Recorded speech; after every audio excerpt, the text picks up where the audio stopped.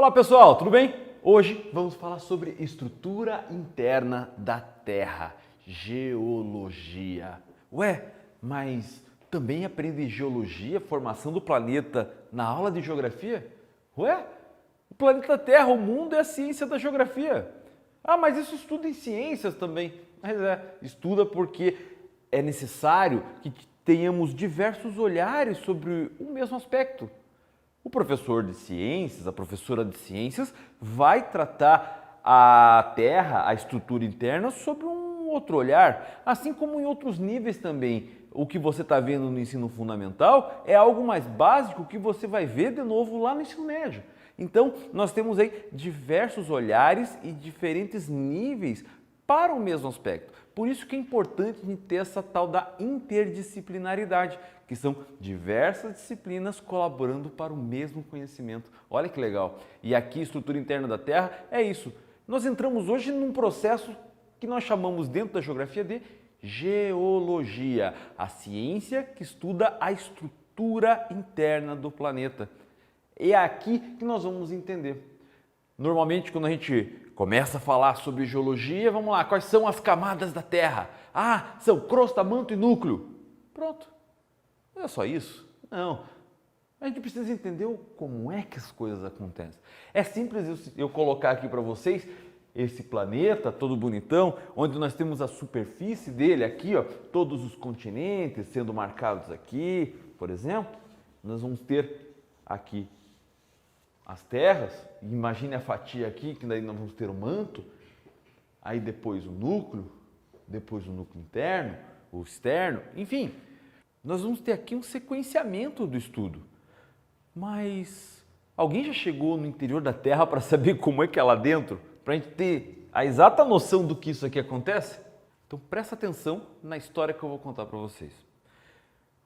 Por volta de meados do século XX, aconteceu uma estrutura histórica no mundo chamado de Guerra Fria, um momento onde duas potências eram extremamente opositoras, uma era rival da outra porque queria impor a sua ideia sobre a outra. De um lado, os Estados Unidos da América, do outro, a União Soviética.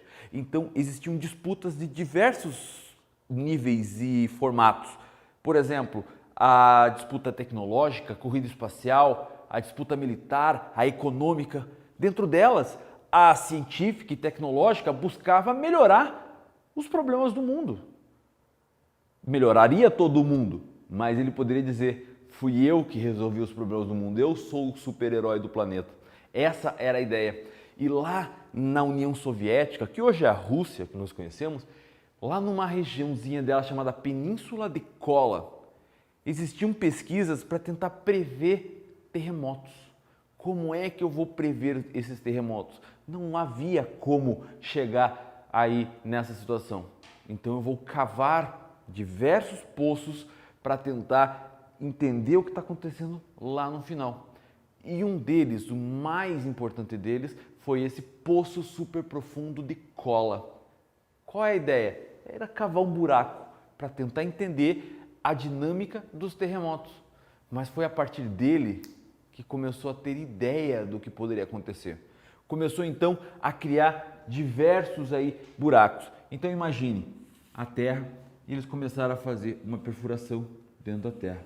Perfuração, perfuração, perfuração e assim foi indo. E dessa maneira eles conseguiram detectar diversas situações aqui.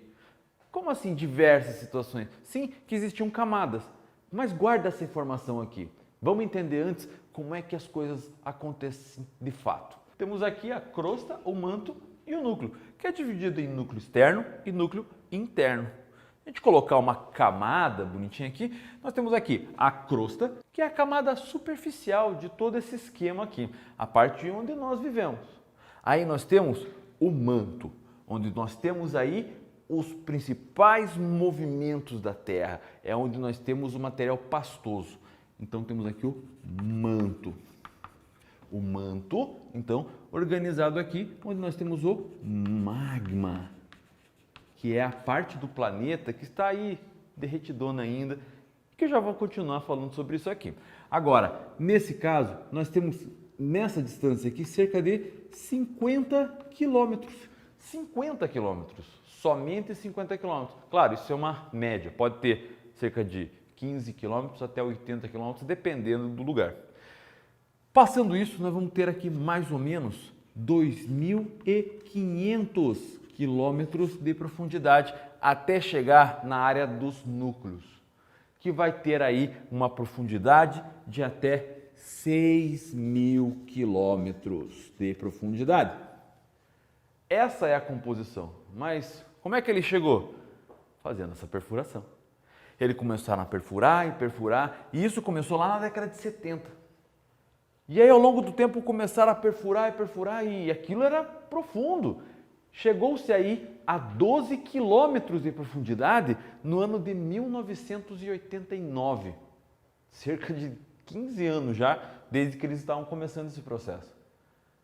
Só que à medida em que eles continuavam a fazer essa perfuração, as brocas elas se aqueciam muito e não dava mais para continuar.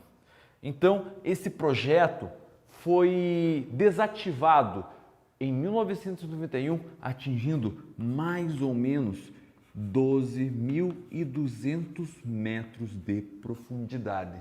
Somente isso. Mas espera, Silvestre, como que esse buraco super profundo aí que você falou ajudou a entender as camadas da Terra? Se você falou que a crosta tem 50 quilômetros aqui. Então, aí é que está a grande sacada. Porque como ele conseguiu entender que não dava para prever os terremotos, eles jogaram sistemas de emissão de rádio e captador de ondas sísmicas aqui, e eles conseguiram perceber as ondas que percorriam o interior da Terra. Nessa sacada, então, esse buraco super profundo, ele não conseguiria fazer nenhuma cócega, mas utilizando ondas de rádio, eles perceberam então que chegava num determinado ponto, de mais ou menos 50 quilômetros, acontecia um evento físico chamado de refração. Refração. Sabe quando você pega um copo de água e você, por exemplo, coloca uma colher e essa colher entorta quando ela entra na água? É porque quando muda o estado físico da matéria, a luz, ele faz um desvio. Esse desvio é chamado de refração. E essas ondas, elas fazem refração também. Então houve essa refração e eles perceberam que houve uma mudança do estado da matéria. Bom, se eles sabem que a crosta é sólida, então provavelmente começou uma parte mais líquida. E essa parte mais líquida eles passaram a chamar de manto. E aí eles meio que fizeram a ligação pelo magma. O que é o magma? Magma é aquilo que está lá no interior da Terra, que já era observado pelas erupções vulcânicas. Tá entendendo? Olha a associação que estava acontecendo aí, gente. Nós temos aqui já uma nova forma de associação. Agora perceba uma coisa. Vamos entender que o planeta, então, ele era totalmente quente, líquido, formando uma única pasta lá há muito tempo atrás, quando houve a formação da Terra. E com o tempo, então, houve um processo de resfriamento. Esse resfriamento da Terra aconteceu também partindo de um outro fenômeno físico, que é o da condução térmica. Como assim? Sabe quando você está lá comendo a merenda na escola ou você está tomando sopa em casa, que aí a mãe ou a tia da merenda diz assim, cuidado para não se queimar, coma pelas beiradas. Porque é nas beiradas que vai estar mais frio o prato, porque é ali onde faz a condução térmica com a atmosfera. Dessa maneira, então, a parte mais externa sempre vai estar mais fria, porque é ela que vai estar dissipando o calor. Aconteceu com o planeta. A crosta, então, é a parte do mingau que já resfriou. Tá entendendo? Agora, essa outra parte aqui está quentíssima ainda, e a ela vai fazer todos os movimentos que vai ser necessários aí entender em todos os processos da geologia, como as erupções vulcânicas, como os terremotos. Então é ela que vai ser bastante importante aí. Só que continuando com aquelas ondas de rádio que eu tinha dito para vocês, chegou um certo momento, lá a mais ou menos 2.500 quilômetros, houve uma nova refração. Opa, se a gente entende que ali acontecia um estado líquido, quer dizer que mudou o estado da matéria, então voltou a ser sólido. porque a pressão, o peso que tudo isso aqui está fazendo nessa parte de baixo, acabou solidificando, formando então o núcleo. Aí nós temos então esse processo, essa divisão do planeta em camadas.